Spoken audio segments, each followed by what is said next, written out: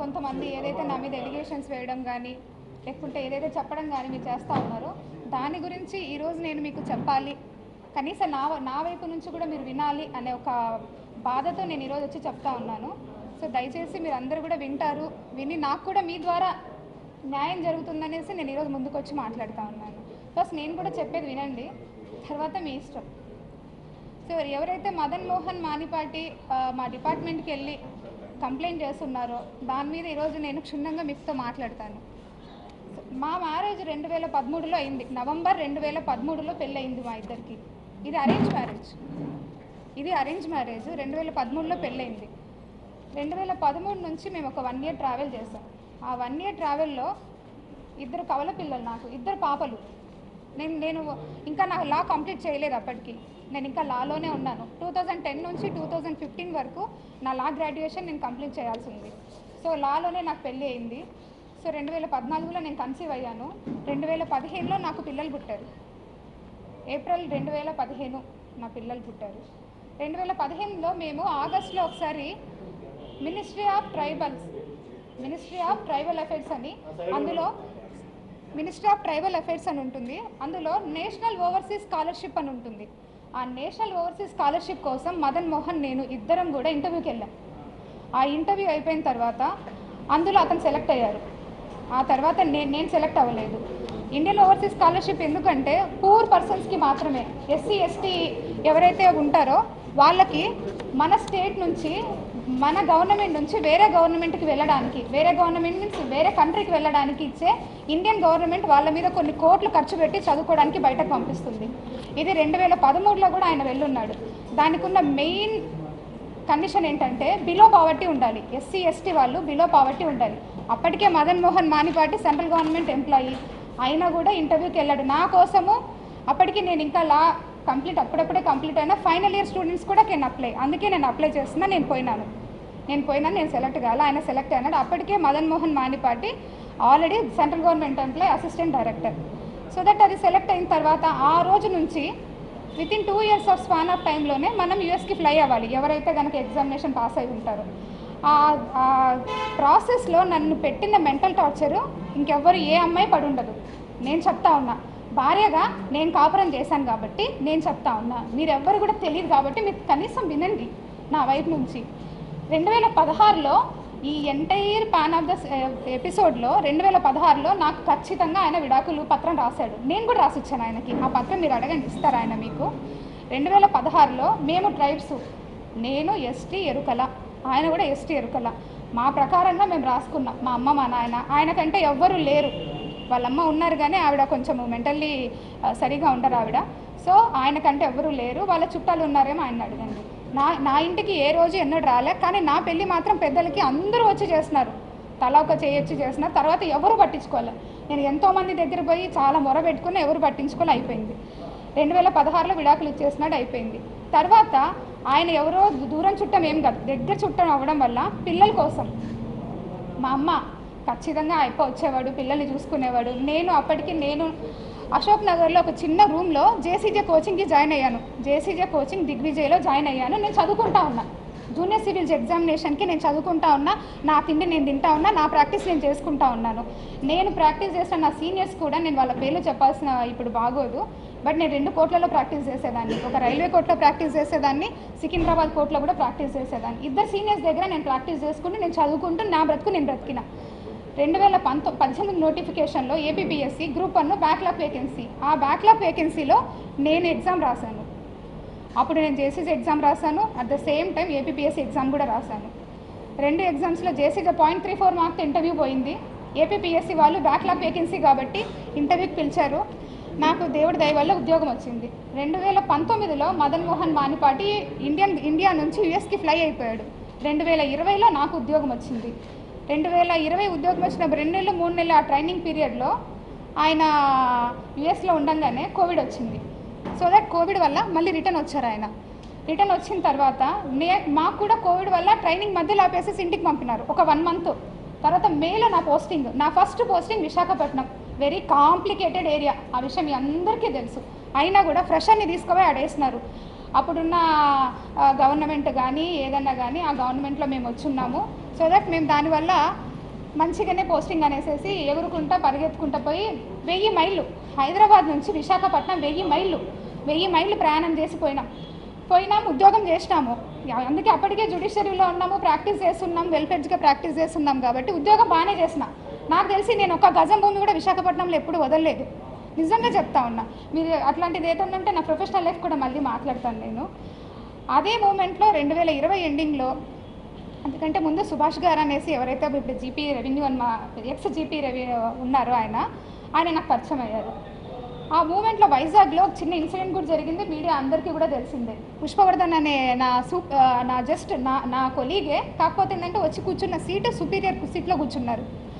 ఆయన కార్ పంపించి నువ్వు డిన్నర్కి రామ్మా అని పిలిచినాడు. ఎందుకంటే ఎవరు లేడు కదా, నాకు ముందు వెనక ఎవరు లేరు కాబట్టి రామ్మా అంటే నువ్వు ఎవడరా నన్ను వచ్చేదానికని పోయి వాడి మీద ఇసుక పోసిన కరెక్టే, అది మీ అందరికీ తెలుసు. ఎందుకు పోసినా మీ అందరికీ కూడా తెలుసు. సరే అయిపోయింది. ఆ మూమెంట్లో నాకు చెయ్యి పట్టుకొని నడిచిండు సుభాష్. నా పర్సన్స్ అన్నీ ఆయనకు చెప్పిన, ఆయన పర్సన్స్ అన్నీ నాకు చెప్పినారు. సో మేమిద్దరం ఇష్టపడే పెళ్లి చేసుకున్నాం. అప్పటికి ఆయనకు పెళ్ళి అయింది, ఆ భార్యతో విడిపోయి ఉన్నాడు, ఒక పాప ఉనింది, ఆ పాపను వచ్చి చూసుకొని పోవాలన్నాడు. నేను కూడా బాధ్యత వహిస్తానని చెప్పినాను. సో నా పిల్లల గురించి కూడా ఆయనకు చెప్పిన, నా ఎంటైర్ స్టోరీ ఆయనకు చెప్పిన. ఆయనకు నచ్చింది, నాకు నచ్చింది, మా అత్తకి మా అత్తకు నచ్చింది. మా మామయ్య గారు లేరు, మా వదిన ఉన్నారు, వాళ్ళ ఫ్యామిలీకి నచ్చింది. నేను 2021 వరకు వైజాగ్లోనే ఉన్నా. 2022 నేను విజయవాడ ట్రాన్స్ఫర్ చేయించుకున్నా. ఎందుకంటే అప్పటికే నా పైన రోజు పేపర్లోనే రోజు ఎంత స్ట్రెస్ అంటే ఒక ఆడపిల్లకు ఉద్యోగం చేయడము. ఇంతమంది అబ్బాయిల్లో నేను ఒక్కదాన్ని మాట్లాడుతున్నాను, మీరు అర్థం చేసుకోండి. అంత స్ట్రెస్లో కూడా నేను జాబ్ చేసిన.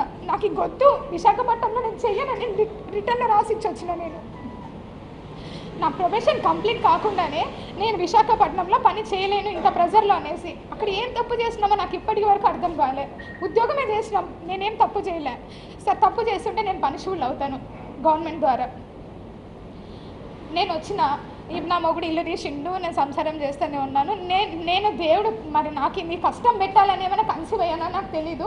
ప్రెగ్నెంట్ అయ్యాను. నేను ప్రెగ్నెన్సీ వచ్చిన తర్వాత బిడ్డను ఏమైనా చంపుకోగలనా నేను?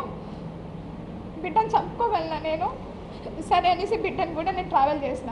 మా అత్త సపోర్ట్ చేసింది, వదిన చేసిండు, ఆయన చేసిండు, అందరు చేసిండు.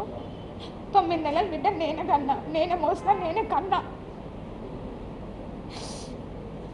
బిడ్డల్ని కూడా మీరు ఆయన మెసేజెస్ అన్నీ చూపిస్తాను మీకు. నేను ఇంకొకరి భార్య అని తెలిసి, నేను ఇంకొక బిడ్డకి తల్లినని తెలిసి కూడా నన్ను ఎంత హర్రాస్ చేశాడో, సెక్సువల్ హర్రాస్ ఎంత చేశాడో అన్ని చాటింగ్ చూపిస్తాను. నేను మీకు అబద్ధం చెప్పాను, ఎవ్రీథింగ్ చూపిస్తాను. ఈ 2000 అయిపోయింది. యూఎస్ నుంచి రిటర్న్ వచ్చాడు మదన్ మోహన్ మానిపాటి. రిటర్న్ వచ్చిన తర్వాత కూడా నేను చెప్పిన, బిడ్డ ఇది అనేసి వచ్చిన వెంటనే విశాఖపట్నం వచ్చాడు తన బిడ్డల్ని చూసుకునేదానికి. ఇదే అండి అనేసి బిడ్డను తీసుకొని చూపించినాను కూడా నేను అతనికి. చూపించిన తర్వాత అతను చాలా మెంటల్గా స్ట్రాంగ్గా ఫిక్స్ అయిపోయాను. అంత జరిగింది. తర్వాత నేను ఎందుకు అడిగినానంటే, సుభాష్ అప్పటికే సుభాష్కి తెలుసో తెలియదని నాకు తెలీదు. ట్రైబల్లో ఎప్పుడు కూడా మేము రాసుకున్నాం విడాకుల ఒప్పందం. నేను ఆయనకు రాసిచ్చిన, ఆయనకు నాకు రాసిచ్చిండు. నేను అది కూడా చెప్పిన ఆయనకి. లేదు లీగల్గా కూడా తీసుకో అన్నారు. సరే అనేసి నేను మదన్ మోహన్ మానిపాటిని అడిగిన. సరే అనేసి ఇద్దరం కలిసే డాక్యుమెంట్ చూపిస్తా, ఇద్దరం కలిసే మేము విశాఖపట్నం కోర్టుకి అప్రోచ్ అయినాం. విశాఖపట్నంలో ఫైల్ చేసినాము, ఏప్రిల్ మంత్లో ఫైల్ చేసినాము. ఆ ఫైల్ చేసిన దానికి గాను ఇద్దరి మధ్యన ఒక అండర్స్టాండింగ్ మీద కొన్ని ఎంఓయూలు కూడా రాసుకున్నాము. పిల్లల విషయము, తర్వాత ఇల్లు విషయం, ప్రాపర్టీల విషయము, బంగారం విషయము, కార్ విషయము, ఎవ్రీథింగ్ రాసుకున్నాము. సరే ఇంత జరిగింది, ఇంత బాగా ఉంది. మదన్ మోహన్ మానిపాటికి సడన్గా మరి ఏమైందో తెలియదు. అంతకంటే ముందు నుంచే అతని మనసులో ఉన్న అనుమానము, మీ పేపర్లో ఏదైతే పెట్టాడో ఈ అనుమానం అంతటి కారణము డబ్బు. ఆ డబ్బు నన్ను 30 కోట్లు నేను సంపాదించి ఇచ్చేంత అర్హత కానీ, లేకుంటే ఉద్యోగం కానీ నా దగ్గర లేదు. నా ఉద్యోగము 58,000 ఈరోజు జీతం నాది. 35,000 కార్ అలవెన్స్ ఇస్తారు ఒక అసిస్టెంట్ కమిషనర్కి. మీకు జీతం కూడా చెప్పాలి. నేను డిపార్ట్మెంట్కి వచ్చినప్పుడు నేనేం బెగ్గర్ని కాదు, ఐఎమ్ నాట్ ఏ బెగ్గర్. నా దగ్గర నేను మరి బట్టలకు కూడా లేకుండా రాలేదు డిపార్ట్మెంట్కి. నేను అప్పటికి ఫుల్ ఫ్లెడ్జ్గా ప్రాక్టీస్ చేసిన. నెలకి నాకు కనీసం 70,000 జీతం వచ్చి ఉండేది నాకు. నేను చాలా కష్టపడి ఇద్దరు సీనియర్ల దగ్గర వర్క్ చేయడం అంటే అంత ఈజీ కాదు. మీరు ప్రాక్టీస్ చేస్తే మీ ఎవరైనా చేస్తుంటే మీకు అర్థమవుతుంది. నెలకి 70,000 ఈజీ. ఎంత తిన్నా, ఎంత పడేసుకున్నా 20,000 కంటే ఎక్కువ ఖర్చు అవ్వదు. 50,000 ఏం చేసుకుంటాను ఆడపిల్లని? ఎప్పుడో దాచుకునేదాన్ని, బంగారం కొనుక్కునేదాన్ని, బట్టలు కొనుక్కునేదాన్ని. ఎందుకంటే అప్పటికే మదన్ మోహన్ మానిపాటి ఆయన ఆల్రెడీ సంపాదిస్తూ ఉన్నాడు, నేను ఎవరికి పెట్టుకునే పని లేదు. ఎంతసేపు వచ్చింది సంపాదించిందంటే నేను ఎవ్రీ ఇయర్ ప్రాపర్టీ స్టేట్మెంట్స్ ఇచ్చాను, చూసుకున్న నా పేరు మీద ఏమేమి ఉంటాయి, ఏమేమి కదా మీరు ఇప్పుడు మీరు ఆధార్ కార్డ్ కొట్టినా పాన్ కార్డ్ కొట్టినా వస్తుంది. బట్ ఒక్క విషయం ఏంటంటే I'm not a beggar. Especially ఏంటంటే ఇంత ఇష్యూ జరగడానికి కారణం ఐఎమ్ వన్ ట్రైబ్. నేను ఒక ఎస్టీ అమ్మాయిని కాబట్టి ఇంతమంది నన్ను టార్గెట్ చేశారు. ఇంతమంది అంటే అందరినీ నేను అనలేనండి. నన్ను ఎవరైతే ఇంతగా ఎలా మాట్లాడుతున్నారు అనేది నాకు ఈరోజు కనీసం మీరు ఒక్కొక్కరు చెప్పాలి. మీరు అదే వేరే కులం వాళ్ళని అనగలరా? ఒక ట్రైబ్ అమ్మాయి నేను ఉద్యోగం చేయకూడదా? నేను మంచి బట్టలు వేసుకోకూడదా? నేను నగలు వేసుకోకూడదా? నేను సంపాదించకూడదా? నేను కష్టపడి అడ్వకేట్ ప్రాక్టీస్ చేశానండి. నేను ఎవరి దగ్గర ఒక సొమ్ము లాక్కోలే. నాకు చేతనైతే ఒక 10 మందికి ఉద్యోగం కోసం నా దగ్గర తెలిసిన వాళ్ళని ఎంతోమందిని అడిగాను నేను. ఇంకా సాయి రెడ్డి సార్ గురించి వస్తే మీకు చెప్పాల్సిన వెరీ ఇంపార్టెంట్. ఆయన ఒక respected person. Vijayasai Reddy sir నేను ఫస్ట్ టైం విశాఖపట్నంలోనే చూసిన ఆయన్ని. నాకు చిన్నప్పటి నుంచి ఒక సర్పంచ్ కూడా తెలీదు.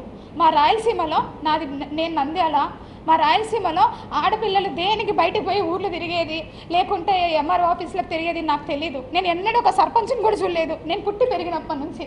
ఒక్కసారిగా ఒక ఎంపీ గారు నాకు పరిచయం అయ్యేసరికి అబ్బా ఇలా ఉంటుంది. ఒక ఉద్యోగము అంటే చాలా చామింగ్గా చేశానండి, చాలా ఛాలెంజింగ్గా చేశాను. నేను ఫస్ట్ పోస్టింగ్ కదా ఎగిరి చేసినాను మేము. సో నేను సార్తో ప్రేమ సమాజం అనే ఒక ఇన్స్టిట్యూషన్ ఉంది, అది ఎన్విరాన్మెంట్ డిపార్ట్మెంట్లో పబ్లికేషన్ అయి ఉంది. సెక్షన్ 6C అంటే ఒక అసిస్టెంట్ కమిషనర్ కంట్రోల్లో ఉన్న ఇన్స్టిట్యూషన్ అది. ఆ సమాజంకి 30 ఎకరాల ల్యాండ్ ఉంది. ఆ ల్యాండ్ అంతా కూడా బీచ్ రోడ్లో ఉంటుంది. అందులో సాయి ప్రియ రిసార్ట్స్ అని ఉంది. ఆ రిసార్ట్స్ వాళ్ళు 30 ఎకరాల భూమిని వాళ్ళొక్కరే ఎంజాయ్ చేస్తూ చాలా తక్కువ అమౌంట్ నాకు గుర్తులేదు, అప్ టు 5 lakhs లోపే ఉంది. చాలా తక్కువ అమౌంట్ని వాళ్ళు పే చేస్తూ ఉన్నారు. అది నా దృష్టికి వచ్చింది సార్ ద్వారా. సరే అనేసి నేను ఇన్స్పెక్షన్కి వెళ్ళాను. అప్పటికే నాకంటే ముందు ఒక 10 మంది ఆఫీసర్స్ చూసింటారు అలాంటి, కానీ ఎవ్వరు ఎవిక్షన్ చేయించలేదు. నేను పోయినాను, సాయి ప్రియ సార్ వాళ్ళతో మాట్లాడాము. సార్ అన్నారు మేము ఇది వాడుకుంటున్నాం, మిగిలిందంతా కూడా ఖాళీగా ఉందన్నారు. Then I said that sir మీరు అలా ఉన్నప్పుడు మరి మా భూమి మాకు ఇచ్చేయండి, మాకు అప్పచెప్పండి. ఆ ప్రేమ సమాజం వాళ్ళు వేరే వాళ్ళకి అయినా లీజ్కి ఇచ్చుకుంటారు, వాళ్ళొక రూపాయి బెనిఫిట్ పొందుతారు అన్నారు. మరి మా 2.5 ఎకరాల్లో వాళ్ళు ఆల్రెడీ అప్పటికే 1/4 బిల్డింగు వాళ్ళ కళ్యాణ మండపం కట్టుకున్నారు, 3/4 బిల్డింగు మన ఎండోమెంట్ డిపార్ట్మెంట్ ల్యాండ్ వాడుతూ ఉన్నారు. సో దట్ ఆ 3/4 బిల్డింగ్కి కూడా నేను చాలా అమౌంట్ నన్నే అడిగారు ఎంత లీజ్ అమౌంట్ అని. నేను రిజిస్ట్రేషన్ డిపార్ట్మెంట్కి అప్లై చేసి అప్పుడున్న మార్కెట్ వాల్యూ ఎంత ఉందో 22.5 లక్ష అమౌంట్, 5 లక్షల లోపల అమౌంట్ కంటే 22.5 లక్ష అమౌంట్ని ఒక్కసారిగా వాళ్ళకి లీజ్కి పెంచేసి అప్పుడున్న కమిషనర్ గారు అర్జున్ రావు గారు ఇచ్చారు. ఇక్కడ నేను ఎవరి ల్యాండ్ తీసుకొని వచ్చాను? ఎండోమెంట్ భూమిగా తెచ్చాను. ఎవరికి ఇచ్చాను? ప్రేమ సమాజంకేగా తెచ్చాను. ఇది నాకు సార్తో ఉన్న పరిచయం. దాని తర్వాత ప్రతి డిస్టిక్లో కూడా ట్రస్ట్ బోర్డ్స్ ఉంటాయి. ఎండోమెంట్లో ఏమేమి జరుగుతుందో మీకు కూడా తెలియాలి కాబట్టి చెప్తున్నాను. ట్రస్ట్ బోర్డ్స్ కూడా ప్రతి ఒక్క జ్యూరిస్డిక్షన్లో ఎమ్మెల్యేలు కానీ సర్పంచ్లు కానీ లేకుంటే అక్కడ ఉన్న హానరబుల్ రెస్పెక్టెడ్ పీపుల్స్ ఎవరైనా సరే చెప్తే వాళ్ళు ఒక లిస్ట్ ఇస్తారు. ఆ లిస్ట్లో కమిషనర్ అల్టిమేట్ అథారిటీ ఉంటుంది. ఆ అల్టిమేట్ అథారిటీ కోసం సార్ వాళ్ళు కూడా మాకమ్మ ఇవన్నీ కూడా ట్రస్ట్ బోర్డులు ఎన్ని ఉన్నాయో అడిగారు. ఆ విధంగా డిపార్ట్మెంటల్ ఇష్యూసే మాట్లాడినాం సార్తో. నేను ఎక్కడ కూడా నా పర్సనల్ ఇష్యూ ఒక్కటి కూడా చేయించుకోలేదు. ఎవరైనా ఉంటే కూడా అలాంటివి ఉన్నా మీరు నాకు అడగండి, నేను చెప్తాను. ఈ విధంగా పరిచయమైన వ్యక్తి, ఆయన వయసు ఏంది? నా వయసు ఇప్పుడు 35 ఏళ్ళు, ఆయన వయసు 68 ఏళ్ళు. ఎట్లా ఇది? ఎట్లా మాట్లాడతారు మీరు? అంటే ఏ ఆఫీసరు ఏ ఎమ్మెల్యేతో మాట్లాడద్దా? ఏ మినిస్టర్తో మాట్లాడద్దా? ఏ ఆఫీసర్లు మాట్లాడద్దా? ఇప్పుడు నేను మీతో మాట్లాడుతున్నాను, ఇంత మాత్రాన్ని మీకు నాకు ఏమైనా రిలేషన్ ఉన్నట్ట?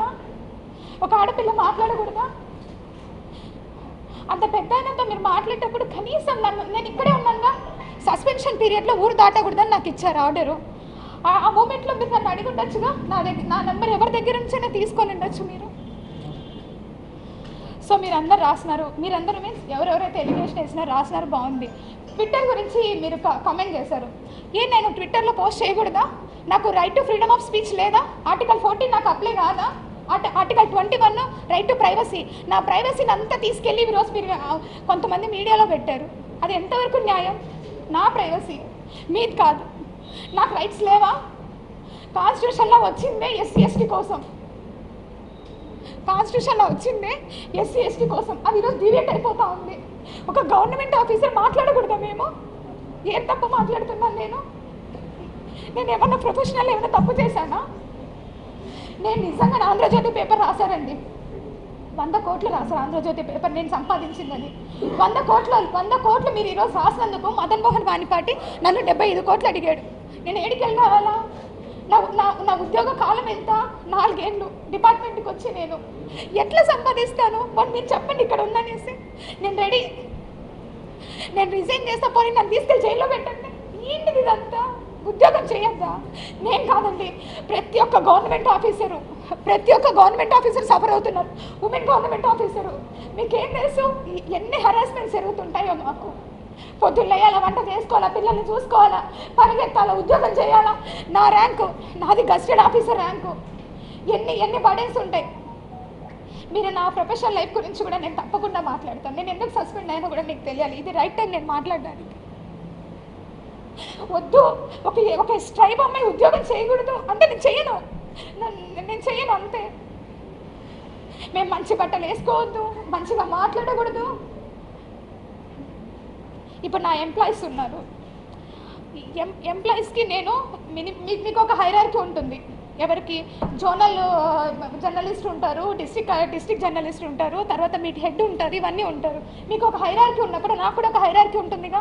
Commissioner, additional commissioner, regional joint commissioner, deputy commissioner, assistant commissioner, executive officers. ఒక డిస్ట్రిక్ట్ అడ్మినిస్ట్రేటివ్ కంట్రోల్ కింద అందరూ ఎగ్జిక్యూటివ్ ఆఫీసర్స్ ఉంటారు. దుర్గా టెంపుల్ హుండీ కూడా అసిస్టెంట్ కమిషనరే కీస్ పంపించాలి. ఇది ఒక hierarchy. Section 6A, B, C అని 3 ఇన్స్టిట్యూషన్స్ ఉంటాయి, 3 హైరార్కీలు ఉంటాయి. నేను నా కంట్రోల్లో ఉండే అన్నీ కూడా సెక్షన్ 6C ఇన్స్టిట్యూషన్స్, అంటే బిలో 5 lakhs రూపీస్ ఉన్న ఇన్కమ్ ఉన్న ఇన్స్టిట్యూషన్స్ నా దగ్గర ఉంటాయి.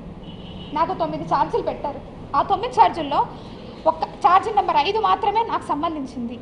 మిగిలిన 8 ఛార్జీలు సెక్షన్ 6Aకి సంబంధించినవి, అంటే రీజనల్ జాయింట్ కమిషనర్ కంట్రోల్లో ఉంటాయి. సెక్షన్ 6B ఒక డిప్యూటీ కమిషనర్ కంట్రోల్లో ఉంటాయి. సెక్షన్ 6D మఠం కమిషనర్ కంట్రోల్లో ఉంటుంది. నాకేమి లీజ్ అమౌంట్ కలెక్ట్ చేసుకొని బ్యాంకులో వేసే అథారిటీ నాకు ఉండదు. I'm the supervising officer. The assistant commissioner is a district supervising officer. ఎక్కడ థెఫ్ట్ జరిగినా ఇమీడియట్గా పోయి నేను యాక్షన్ తీసుకొని దాని మీద కేసు ఫైల్ చేసేసి నేను కమిషనర్కి రిపోర్ట్ చేయాలి. ఎవరైనా ఎంక్రోచ్మెంట్ జరిగినా నేను చేయాలి. ఎవిక్షన్ నేను చేయించలేదని నాకు ఛార్జ్లో పెట్టారు. విశాఖపట్నంలో 1200 కోట్ల భూమిని తెచ్చి కలిపాను నేను ఎండోమెంట్ డిపార్ట్మెంట్లోకి. ఎన్ని ఎవిక్షన్స్ చేయించామో, ఎన్ని కొట్టేసినామో మీకే తెలుసు. అన్ని కాపాడిన వాళ్ళం ఇక్కడ చేయలేక కాదు. పుచ్చవారి చౌల్ట్రీకి కాంగ్రెస్ పార్టీ ఆఫీస్ ఉన్నది, అది మీకు కూడా తెలుసు. దాని వెనకాల చాలా ల్యాండ్స్ ఉన్నాయి. నేను ఎవిక్షన్కి పగడబందీగా అన్నీ రెడీ చేసుకున్నాను. నేను అప్పుడున్న మినిస్టర్ గారు ఆగమన్నారు, ఆగాం. మొన్న కూడా ఎవిక్షన్ పెట్టాం, ఎమ్మెల్యే గారు ఆగమన్నారు, ఆగాం. ఇంకేం తప్పు చేశాను నేను పని చేయగలనా? నా దగ్గర పని సామర్థ్యం లేదా? పర్సనల్ విషయాలు, ప్రొఫెషనల్ విషయాలు అన్నిట్లో సఫర్ అవుతున్నామండి. బిడ్డ ఉంది, చంటి బిడ్డ ఉన్నాడు.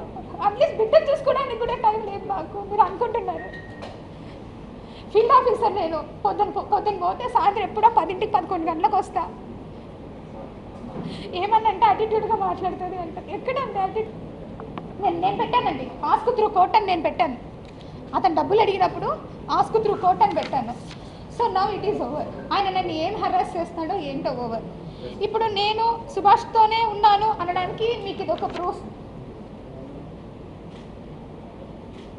ఇది రీసెంట్గా బాబుకి ఒక ఫోటో షూట్ చేయించాం మేము.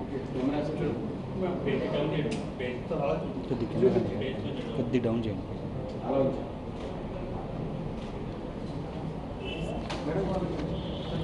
ఒకసారి చూపించండి.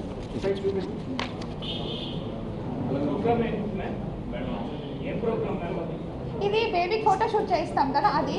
అండ్ ఇంకా బర్త్డే పార్టీ అండ్ మా అత్తమ్మ వాళ్ళు అందరం కలిసి బేబీకి నేమ్ సెరమనీ, తర్వాత ఫుడ్ ఫీడింగ్ అన్నీ చేసినాము. అది ఓకే, అది నేను చూపిస్తాను. మేమిద్దరము కోర్టులో ఫైల్ చేస్తున్నాం కదా, ఇదిగోండి మ్యూచువల్ డైవర్స్ ఫైల్ చేసిన కాపీ. మా అడ్వకేట్ గారు సతీష్ కుమార్ గారు విశాఖపట్నంలో ఉంటారు. ఆయన మీరు కావాలంటే మీరు ఆయనతో కూడా మాట్లాడవచ్చు, whether we file or not. ఆ నంబరింగ్ కూడా అయింది, ఆ నంబర్ కూడా చెప్తాను నేను మీకు కావాలి అంటే. దిస్ ఇస్ సార్ ఏప్రిల్లో సార్, ఏప్రిల్లో ఫైల్ చేశాము. ఇయర్ 2024 ఏప్రిల్లో mutual divorce. For mutual divorce కూడా ఆయన 1 year నన్ను డిమాండ్ చేశాడు. నా దగ్గర అంత లేవని కూడా చెప్పినాను. నా దగ్గర నుంచి ప్రామిసరీ నోట్ కూడా రాయించుకున్నాడు. దానికి ముందు 2 years కదా sir, promissory note face value 2 years మీకు తెలిసిందే. 50 lakhs rupees. ఇది దానికి ముందు విడాకుల ముందు మెమోరండం ఆఫ్ అండర్స్టాండింగ్ రాసుకున్నాం. విడాకుల ముందు మేము అడ్వకేట్ దగ్గర ఫైల్ చేసాము. అప్పుడు ఒక MOU రాసుకున్నాం. ఈ MOUలో క్లియర్గా నా దగ్గర నుంచి సైన్ తీసుకున్నాడు. బేబీ నా బేబీ కాదు, నువ్వు సెకండ్ పార్టీ అంటే ఎవరైతే వేరే పార్టీతో నువ్వు బేబీని కన్నావు అని రాయించుకున్నాడు. నేను రాశాను, ఎందుకంటే నేను తప్పు చేయలేదు కాబట్టి నేను ఒప్పుకొని నిజం రాశాను ఇందులో. తర్వాత కార్ గురించి మాట్లాడాడు. కార్ కూడా at the time of order degree అప్పుడు నేను ఇస్తానని చెప్పాను, అది కూడా రాశాడు. తర్వాత పిల్లల జ్యుడిషియల్ కస్టడీ గురించి రాశాడు. ఒక పాప అతను, ఒక పాప నేను చూసుకునేలాగా ఫైనాన్షియల్ అసిస్టెన్స్. కానీ ఇద్దరు కవల పిల్లలు కాబట్టి విడగొట్టలేను కాబట్టి ఇద్దరిని ఒక చోట పెట్టాలి. నా డిమాండ్ అదే ఉండే ఆయన దగ్గర. నేను డిమాండ్ చేసిందల్లా పిల్లల కోసం ఒక్కటి వాళ్ళిద్దరు కూడా ఒకే చోట ఉండాలని డిమాండ్ చేశాను.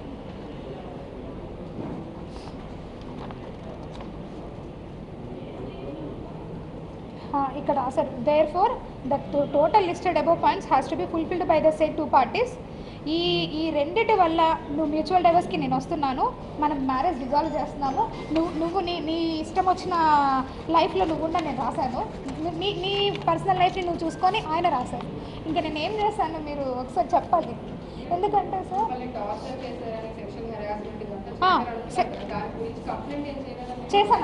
చేశాను నేను మదన్ మోహన్ పైన ఇది కాదు సార్, ఇక్కడ ఉన్నాయి. ఇందులో నేను ఇంకొకరు భార్య అని తెలిసిన తర్వాత, ఇంకొక బిడ్డకి తల్లి అని తెలిసిన తర్వాత కూడా అతను విజయవాడకు వచ్చినప్పుడు నన్ను హోటల్కి రా నాతో సెక్స్ పార్టిసిపేట్ చేయి, అది కూడా ఉంది. నేను నా డిపార్ట్మెంట్కి వెళ్ళొచ్చిన తర్వాత వెళ్ళాను, పోలీస్ స్టేషన్కి వెళ్ళాను. నన్ను మెంటల్గా హరాస్ చేస్తున్నారు అని చెప్పాను. ఇంత మొత్తంలో ఇదంతా స్టోరీ నేను కోర్టు ద్వారా వెళ్ళుండొచ్చు. నన్ను ఎందుకంటే నేను కూడా ఒక లీగల్గా ఒక అడ్వకేట్ని, నా education background BA LLB. So అందు గురించి నేను ఎందుకు అతని మీద క్రిమినల్ కేసు ఎప్పుడు ఫైల్ చేయలేదంటే, నాకు ఆల్రెడీ విడాకుల పత్రం రాసిచ్చేసినాడు. ఎందుకు రాసిచ్చేసినాడంటే section 498 it's a criminal offence for matrimonial ఇష్యూస్లో మీకు అందరికీ కూడా తెలిసింది. అది కనుక ఒకసారి ఫైల్ అయిపోతే ఎట్టి పరిస్థితుల్లో పాస్పోర్ట్ రాదు, ఎట్టి పరిస్థితుల్లో వీసా కూడా రాదు. కాబట్టి ఆయన ముందుకు వచ్చి ఆయననే రాసిచ్చినాడు. ఎందుకంటే ఆయన అమెరికాకు పోవాలి కాబట్టి. ఈ అమెరికాకు పోయింది కూడా ట్రూగా ఇల్లీగల్. అది నేను కంపల్సరీ సెంట్రల్ గవర్నమెంట్కి నేను కూడా లెటర్ పెడతాను. ఎలా పోయినారు, ఇండియన్ గవర్నమెంట్ ఒక మనిషి మీద 2 కోట్లు పెడుతుంది ఇన్వెస్ట్మెంట్ పెట్టి చదివించినట్టు పంపిస్తుంది. పోయి చదువుకొని వచ్చిన తర్వాత మళ్ళీ వాళ్ళు ఇక్కడ వచ్చి ఆ 2 నెలలు ఉద్యోగం చేయాలి. అది ఓన్లీ బిలో పావర్టీ లైన్కి, మనలాగా గవర్నమెంట్ ఉద్యోగాలు చేసే వాళ్ళకి కాదు. నన్ను ఇంత హరాస్మెంట్ చేస్తున్నాడు, మెంటల్ హరాస్మెంట్, ఫిజికల్ హరాస్మెంట్ అడుగుతా ఉన్నాను. నన్ను కొట్టి నా ఒళ్ళు బొద్దు పడిపోయింది అతను చేసిన హాస్టల్కి. నేను ఇంకా లా చదువుతాను అప్పటికే. కడుపుతున్నప్పుడు కూడా కొట్టాడు. ఇంకేంటి నేను అతనితో ఎందుకు ఉండాలి? కడుపుతున్నప్పుడే చెప్పినా నేను మా వాళ్ళందరికీ, నేను ఉండనంటే ఉండను, మీకోసము పిల్లలు ఉండే వరకు నా బాధ్యత కాబట్టి నేను ఉంటాను. ఎందుకంటే ఇంత పొట్ట కవల పిల్లలంటే నా స్ట్రెచ్ మార్క్స్ ఇక్కడి వరకు ఉంటాయి తెలుసా మీకు? అరే ఎట్లా మాట్లాడతారంటే అసలు ఎలా ఇది సాధ్యం? విజయసాయి రెడ్డి సార్ ఎంత పెద్ద మనిషి ఆయన వయసుకి నా వయసు కన్నా తేడా లేదా కనీసం? మహాన్యూస్ అన్నిసార్లు ఆయన పేరు పెట్టి రాస్తూ ఉన్నారు. అసలు నేను ఇక్కడే ఉన్నా, లోకల్లోనే ఉన్నా. సస్పెన్షన్ ఆర్డర్లో క్లియర్గా మెన్షన్ చేసి ఉన్నారు ఎక్కడ పోకూడదని. నేను కమిషనర్కి మెసేజ్ పెట్టినా, సార్ బిడ్డల్ని చూసుకునేదానికి పోవాలి సార్ అనేసి నేను మెసేజ్ పెట్టిపోతా. అరగంట పర్మిషన్ అయినా సార్కి మెసేజ్ పెడతాను. నేను సస్పెన్షన్లో కూడా నేను సార్కి పర్మిషన్ అడిగిన మెసేజ్ పెట్టినా. అన్నిసార్లు అలా ఒక పెద్ద ఆయన గురించి రాస్తూ ఉన్నారు కదా మీరు. రాసేటప్పుడన్నా కనీసం వయసు గుర్తు రాలేదా మీకు? అరే నేను మాట్లాడితే తప్ప ఇంకెవరితో మాట్లాడాలి? మేము ఓన్లీ లేడీ ఆఫీసర్స్తోనే మాట్లాడాలి. ఒక రూల్ పెట్టండి, గవర్నమెంట్ ఆఫీసర్స్ అసలు మాట్లాడకూడదని కాన్స్టిట్యూషన్లోనే అమెండ్ చేయండి. పోనీ ఒక గవర్నమెంట్ ఆఫీసర్ మాట్లాడకూడదా? ఎంతసేపు మదన్ మోహన్ చెప్పాడు బాగుంది. ఎందుకంటే ముందు వెళ్ళాలి అన్నాడు. ఎక్స్ వై జెడ్ ఇంతమందితో అంటా ఉన్నాడే. నేను అలా ఎలా నేను మనిషినండి, ఉండండి. ఇష్టపూర్వకంగా నేను ఒక మనిషితో ట్రావెల్ చేసే హక్కు నాకుంది. నా ప్రైవసీ రైట్స్ అన్నీ మీరు తీసుకుని ఈరోజు పరిచేసుకున్నారు ఇష్టం వచ్చినట్లుగా. నేను చావాలా? నేను నా చావుకి కారణం ఎవరైతే ఎలిగేషన్స్ వేశారో వాళ్ళే అవుతారు. నా బిడ్డలకి వాళ్ళే రెస్పాన్సిబుల్ అవుతారు. ఎందుకంటే బ్రతకడం ఇంకా తెలిసిన వాళ్ళు, తెలియని వాళ్ళు, ఫ్రెండ్స్. జాబ్లో చాలా అంటే చాలా చామింగ్గా పనిచేసేదాన్ని. అందరూ ఎంప్లాయీస్ కూడా నేను వెళ్తున్నానన్నా కూడా ఏ రికార్డ్ చూస్తుందో ఏంటో అనే భయంతో ఉండేవాళ్ళు.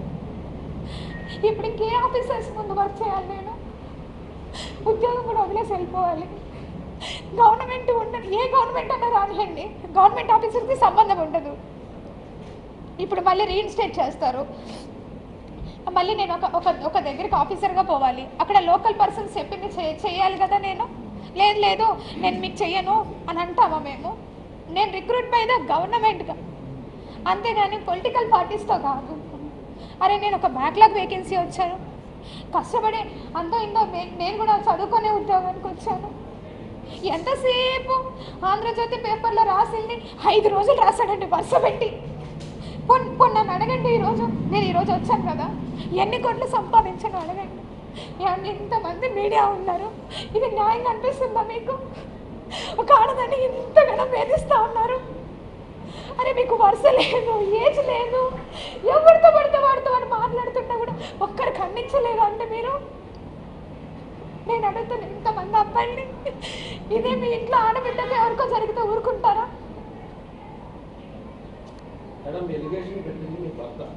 అది ఓకే. మీ భర్త పెట్టిన లెటర్ కంప్లైంట్ ఆధారంగానే వార్తలు వేశారు ఎవరైనా? అవునండి.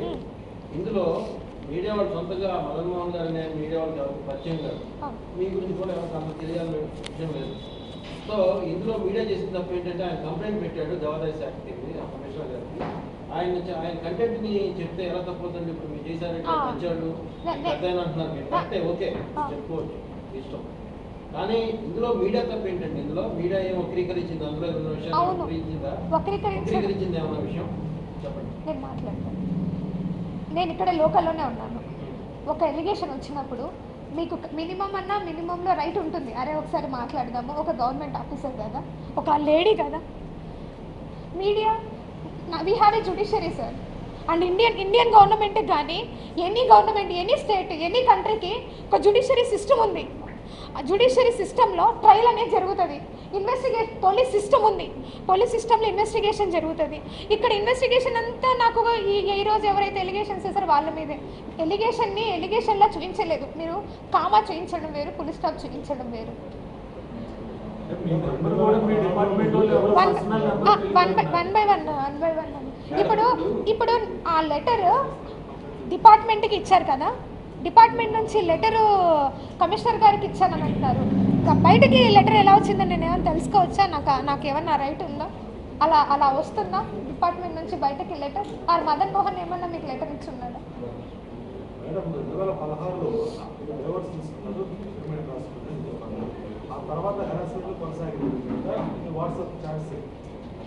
ఇల్లీగల్ బేబీ మీ హస్బెండ్ ఎవరైతే అన్నారో అతను వాట్సాప్ చాట్స్లో ఇంత హెరాస్ చేసి ఇబ్బందులు పడుతూ ఉన్నప్పుడు లీగల్గా అతనిపై ఎంత యాక్షన్ తీసుకోలేదు? కంప్లైంట్ చేశారా? చేశాను సార్. ఎప్పుడు అంటే ఇన్ని రోజులు నా 2 బిడ్డల కోసమే నేను అతన్ని అడుక్కొని, ఎందుకంటే 2 ఆడపిల్లలు సార్ నాకు. ఒక బిడ్డలు ఉంటే సరే ఒక షర్ట్ ఒక ప్యాంట్ వేసి వదిలేసి ఉండొచ్చు. ఆ 2 ఆడపిల్లల కోసం వద్దు నువ్వు ఆగు, ఎందుకంటే నేను నీకు ఎన్నోసార్లు బతిలాడాను, దానికి తోడు నువ్వు ఎన్నో తీసుకున్నావు మా దగ్గర నుంచి అని అడిగిన. ఇప్పటివరకు ఆయన బయటకు పోలే, ఎప్పుడు కూడా బయటకు పోలే. అన్నీ ఒప్పుకొని మ్యూచువల్ డైవర్స్కి వచ్చి సంతకం పెట్టినాడు. ఎప్పుడైతే మరి ఆయన్ని ఎవరు ప్రొవోక్ చేశారో నాకు తెలీదు. వెంటనే డిపార్ట్మెంట్కి వెళ్ళి కంప్లైంట్ పెట్టాడు. దెన్ నా పేషెన్సీ పోయింది సార్. ఇంకా నా బిడ్డలు ఆయన బయట పెట్టాడు అంటే నన్ను పెడితే నా బిడ్డల్ని పెట్టినట్టే. ఇంకా నాకు కూడా మనసు ఇంకెలా ఉంటుంది మీరు ఆలోచించింది. సో దట్ నేను ఇంకా వెళ్ళి ఇమీడియట్గా వెళ్ళాను సార్. రాత్రి 10:30కి దిశ పోలీస్ స్టేషన్కి వెళ్ళిన నేను లాగిన్ చేసి వచ్చాను నా కంప్లైంట్ని. తర్వాత మరుసటి రోజు పోయి గవర్నర్పేట పిఎస్లో పెట్టినాను. సీఏ గారితో కూడా చెప్పేసి వచ్చిన. ఫోన్ చేశారు, ముందు రోజు కంప్లైంట్ పెట్టున్నాడు, మరుసటి రోజు ఫోన్ స్విచ్ ఆఫ్ అయినది. మేడం గారు, ఎస్ఐ గారు అక్కడే నా ముందే 4 సార్లు కాల్ చేసింది, ఫోన్ స్విచ్ ఆఫ్.